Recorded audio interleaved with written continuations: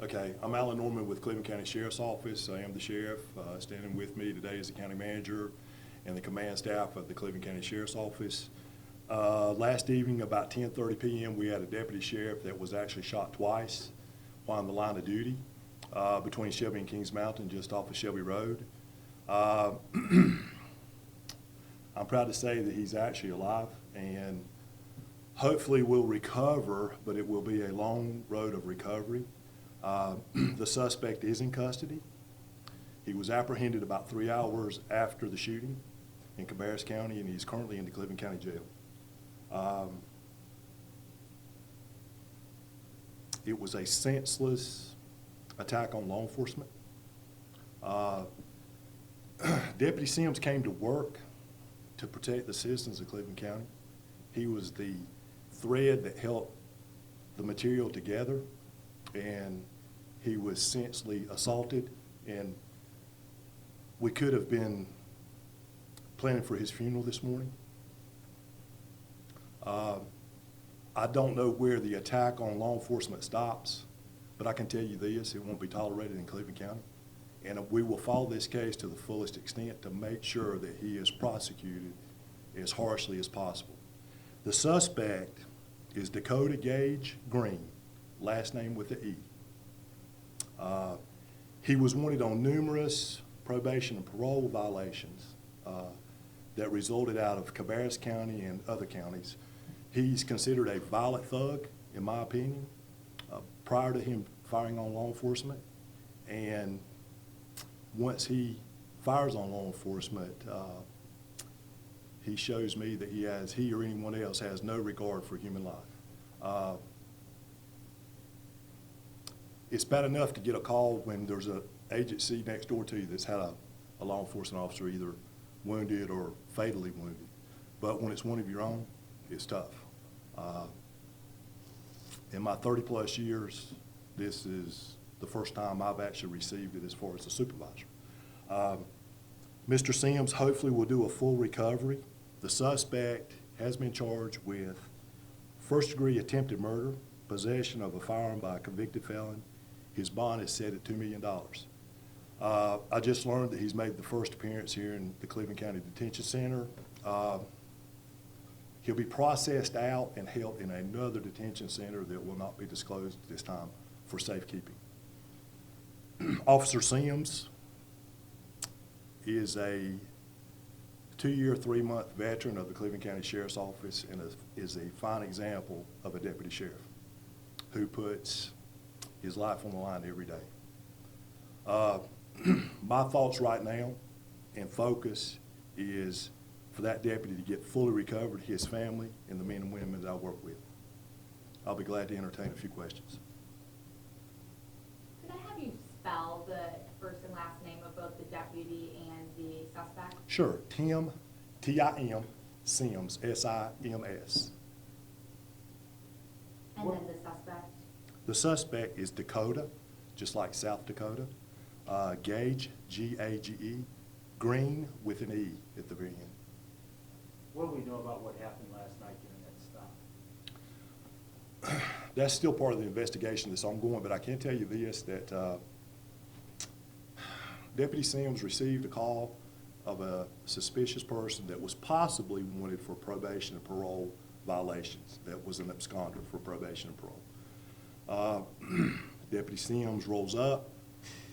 They're on Shelby Road at a local business that was closed and exits the vehicle. The individual himself is out of his vehicle. Sims approaches, through communications, discovers that he is actually a wanted person by probation and parole out of Cabarrus.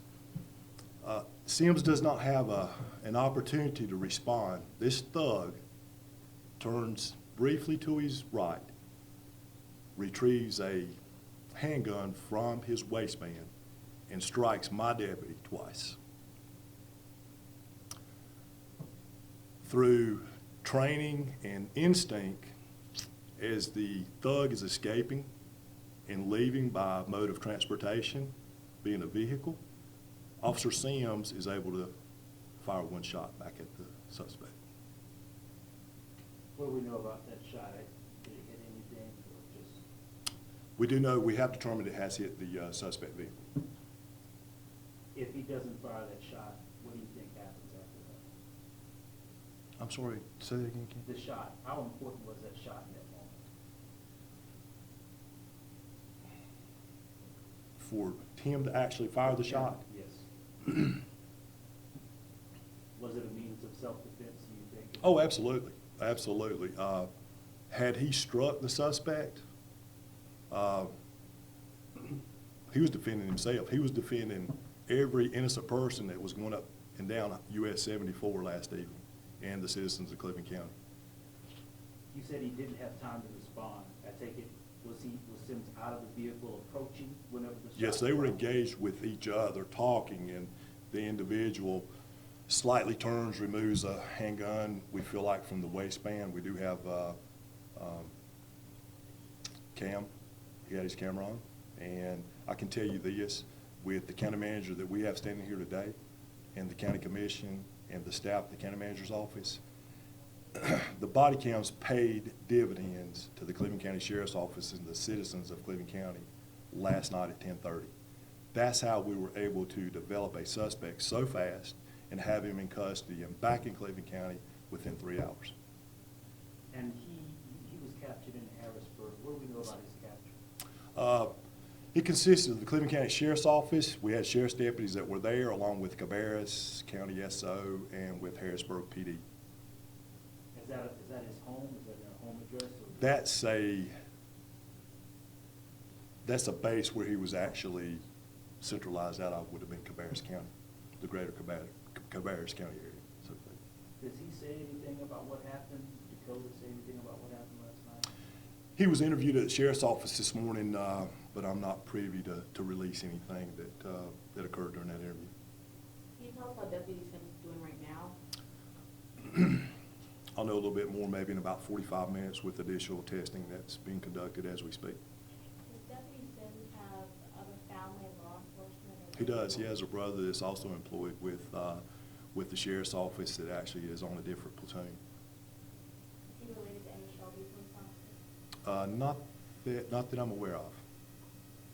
When you think about what happened was it 2 years ago and a month to Shelby Officer Burkeen, just thinking about the fact that this happened here, I saw a lot of people reaching out on social media saying not again. What's your message for people here in Cleveland County, the Shelby area, about the law enforcement officers? Well, Cleveland County is unique. 99.9% of the citizens support law enforcement, and it shows. Just as what you pointed out with social media. There's been an outpouring of calls we've received here at the sheriff's office from citizens here in the county. We're fortunate here.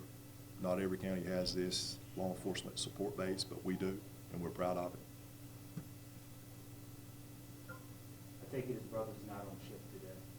No, he's with his brother. And I take it he's probably relieved the duty so he can be with family. Absolutely, for as long as he needs, absolutely, yes, with pay. This morning when we talked to you, you were asking for prayers for the deputy and his family as well as the department. Can you talk about how much it means to have the community support, and then also talk about where the deputy was headed and how his recovery is going to be long and what it's going to entail? I can give you a brief synopsis of that. Again, this morning at, I think, close to 5 a.m., about 4:50 a.m. this morning, we had a brief press conference here in front of the Law Enforcement Center, and I asked for you guys to push the word out for prayers from the greater Charlotte region, and it works. And we do continue to ask for prayers for the Sims family and for this agency and for the county as a whole. Because we had Shelby Police that were there to assist, the Highway Patrol, Kings Mountain Police, that were reaching out wanting to do something. The staff at CMC Maine has been, when I was there, I visited this morning, early this morning, couldn't ask for any better outpouring of support from CMPD along with the staff there at the hospital. Any description of the deputy's injuries that you can provide at this point? I'd rather not disclose other than he's been struck twice. and we'll just see what the testing results are later on today. How are your deputies in your office taking this? Well, counseling is offered. There's been an outreach of different associations, and we do have a network that works inside through our ministry that we have here at the Sheriff's Office.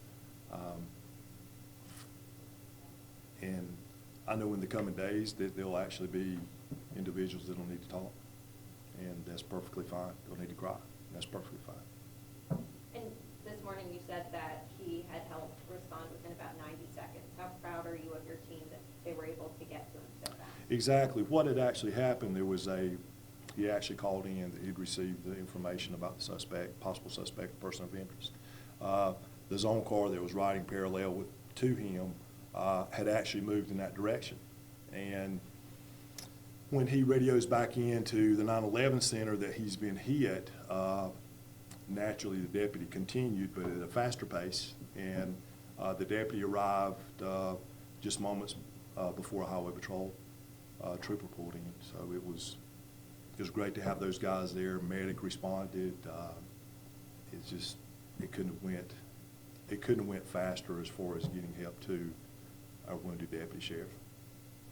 Even though he was there 90 seconds after the shooting occurred, the suspect had already taken off. Yes, And he and didn't see the the 92nd is suspect. just an estimate. It was extremely fast response, but he had already sped out and was gone. But we did have a description of the suspect, and the suspect lived. You said that Dakota Green are flagged because he was missing patrol or probation meetings. Do we know I his don't. criminal history? We do. I can go over briefly with what I have. It was from numerous counties. Previously, he'd been charged with assault with a deadly weapon, numerous felony possession of stolen goods, obtaining property by false pretense, possession of drug paraphernalia, possession of Schedule I and II narcotics, injury to real property, and resisting a public officer. That tells you right there the individual that Deputy Sheriff Sims faced last night. Such a coward.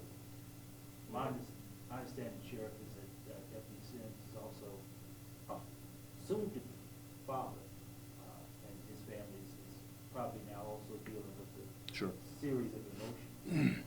Of twins, may I add. Do you know what the suspect was doing at that location when they found him there in that parking lot? It's still under investigation. Still early, but that's still one of the few things that we still have to learn. And that Yeah, I'm call, telling you. that call that came in, do you know who made that call? Was it a citizen? Was it a probation officer driving by?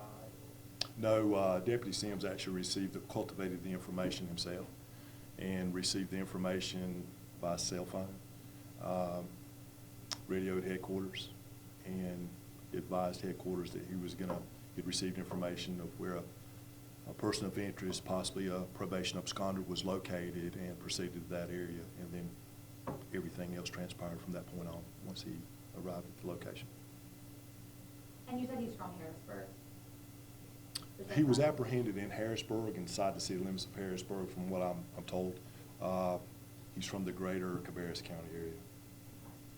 And I I know, get- sorry. Go ahead. I know you said that you've had a long night. Do you plan on going to visit Officer Tim? I'll be there this today afternoon. also? What are you going to say to him?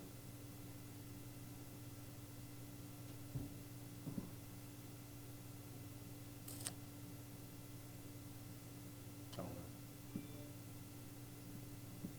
For people who may not know anything about Officer Sims, can you tell us about him a little bit? He's an outgoing individual, a jokester, takes the job seriously, never meets a stranger, treats the citizens how he wants to be treated. He's extremely proactive. I'd be proud to call him my son. I'll take two more questions. Do you think, I was trying to get to this earlier, is there any indication that Dakota Green might have continued firing had Sims not returned fire? I don't know at this point, Ken. I don't. Two more questions, since Ken had that one on the burn. Was it his gun that he was using when he fired the suspect? At the time, it was in his possession. Do you know The whether- suspect, correct? Right, Yes. I just wondered if it was perhaps a stolen weapon or if it belongs to him, that gun. He shouldn't have had it in his, he wasn't allowed to have it in his possession anyway because he's a convicted felon. Whether it's stolen or not, but at last check, it had not come back stolen. It's not to say that it will not, but it was recovered with him in Cabarrus. One more question. And the vehicle he was in, do we know if that vehicle was registered to Dakota Green or was it someone else's vehicle? I do not, Ken. I don't know who it was registered to.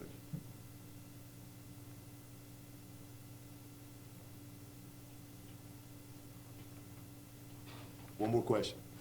Diane, you got something on your mind? What you got? What kind of gun was it? .22 caliber semi-automatic.